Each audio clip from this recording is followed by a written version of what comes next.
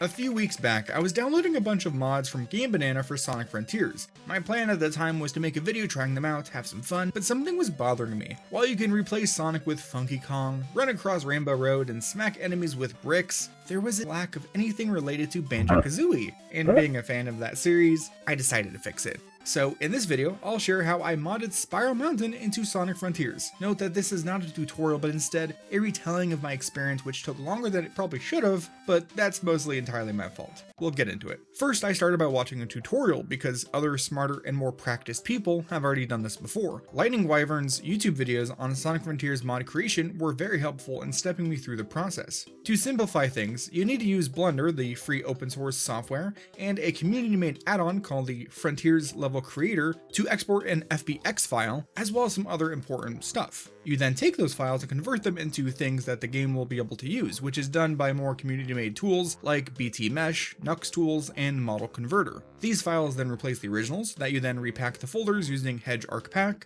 and boot up the game using Hedge Mod Manager. While this seems like a lot of different things and might be daunting, it's really not that bad, and after I understood what I was doing, I could go from Blender to playtesting the next version of my map in just a few minutes, so again, it wasn't too bad. In my first attempt, I took the model of Freezezy Peak from Banjo-Kazooie on modelresource.com, and when I imported it, everything was invisible because I forgot to pack in the appropriate textures. Once that was fixed, success! This is also when I tried adding Sonic objects like springs and poles for the first time.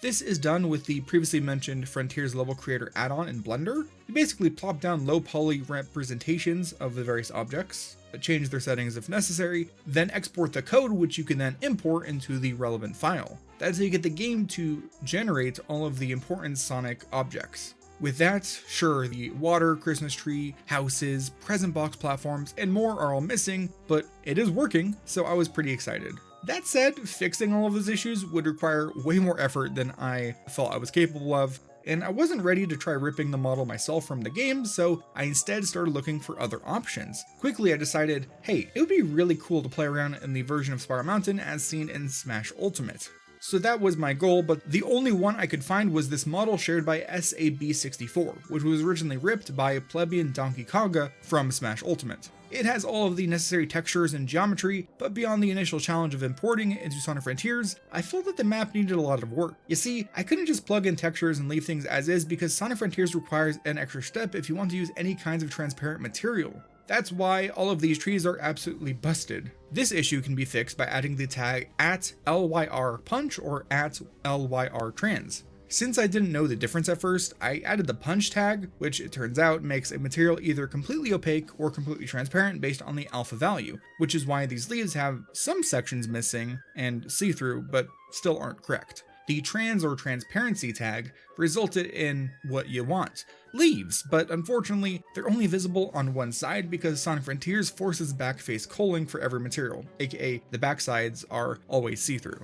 I later realized this is easily fixable using the Solidify modifier, which kinda extrudes an object, creating a textured backface. Also, due to the nature of the level in Smash Ultimate, you're never meant to see it from any other angle other than directly atop Spiral Mountain. That's why the boulders to the right of Grunty's lair, the stone bridge stretched across the stream, and certain fences surrounding the carrot patch in Banjo's house all have no backsides. While this is entirely normal because you don't want developers developing things that aren't meant to be seen, I want Sonic to be able to explore the entire area without seeing behind the curtains, so I had to do a lot of patchwork. The fences were pretty easy because there were sections with backsides modeled, so I just copied and pasted them as needed. The rocks weren't too bad, but they were the first thing I tried fixing, so I was aiming for just passable, and I think they look suitably rocky. The bridge took some effort. Since there was a modeled outer and inner section, I combined the two sections to form one complete railing, which I then duplicated to the other side, and this involved adjusting some vertices, and while the results work, it's a bit messy, and I'll later realize I actually had the normals facing the wrong way for half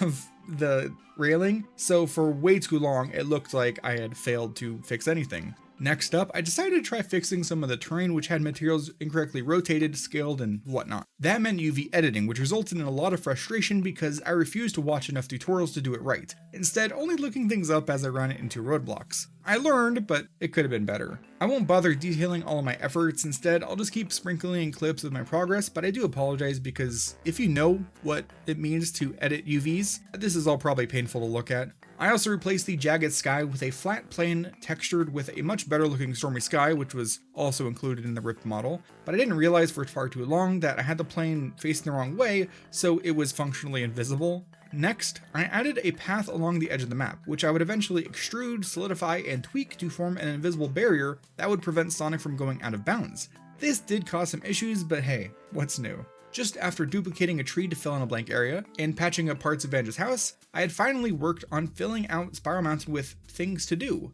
Since this wouldn't work too well as a race to the finish kind of level, I settled on placing 5 red rings throughout the level, along with some enemies and obstacles that makes the level feel somewhat alive. Also, while it may seem out of place, I decided to add one of the tanks to the Rocky Arena because, I felt like it, and I would later retcon this decision into being a callback to that one encounter against Grunty and Nuts and Bolts. Switching gears, I should note that throughout the entire process of working on this mod, I attempted to figure out a way to have visible objects with no collision, but I wasn't able to get this to work. That's why I changed the wheat patches so Sonic could walk across them with rings embedded into the patches, and the sides being a bit taller to kind of imitate the sense of being able to move through the wheat, if that makes sense.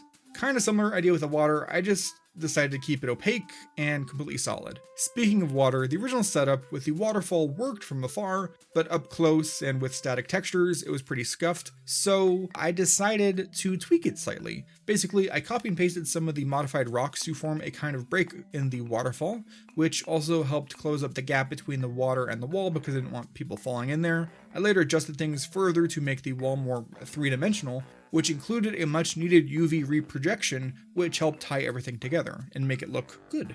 All of this was so I could justify having a single red ring inside of this little cave, so worth it. Also, fun fact, since this little opening is cylindrical, Sonic can freely run in loops and even spam stomp to clip out of bounds, which is really fun, and I'm not gonna fix it.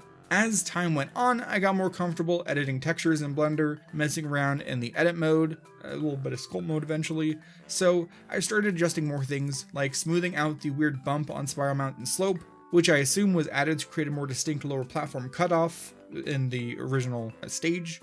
I also smoothed out some bits of terrain, but I wasn't great at using the sculpting tools yet, so this definitely caused gaps I would later need to fix, but still, I think it was worth it because it looks better than it was at first. I then also broke something.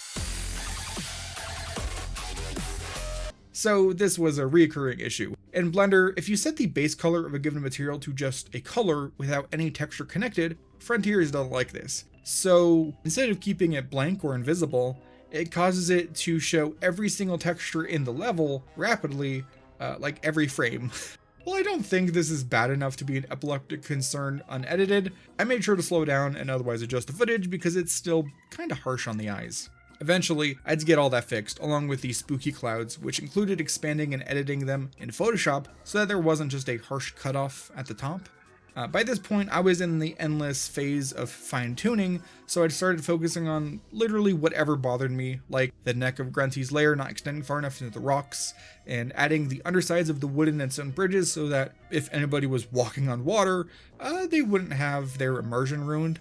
Likewise, I added back faces to a number of cliffs encircling the area, which in addition to making it look better depending on the angle you're looking, helps create more consistent shadows. And there were a lot of gaps where two different models met. While these wouldn't affect gameplay, these seams were very unsightly and made me sad, so I did my best to fill them in. I started first with the bridge edge loop option, which looks awful and I hate it. Then I started joining objects and merging vertices, but this took way too long and was real tedious because I was doing it wrong. You can actually merge as many vertices as you want by simply setting the distance very low. Additionally, I decided to spice up this otherwise empty area of grass under the layer. Unlike a lot of my other endeavors, this actually went pretty quick. I first downloaded a model of Grunty Winky Bunyan from Model Resource, imported it into Blender, and then I used the Boolean modifier to let me cut out an outline from a plane, extrude it to get a basic shape, and then use that shape to cut out a cartoony imprint from the grass as a callback to the end of Banjo-Kazooie. It's really nothing special, and I probably could have done it better, but I like how it turned out.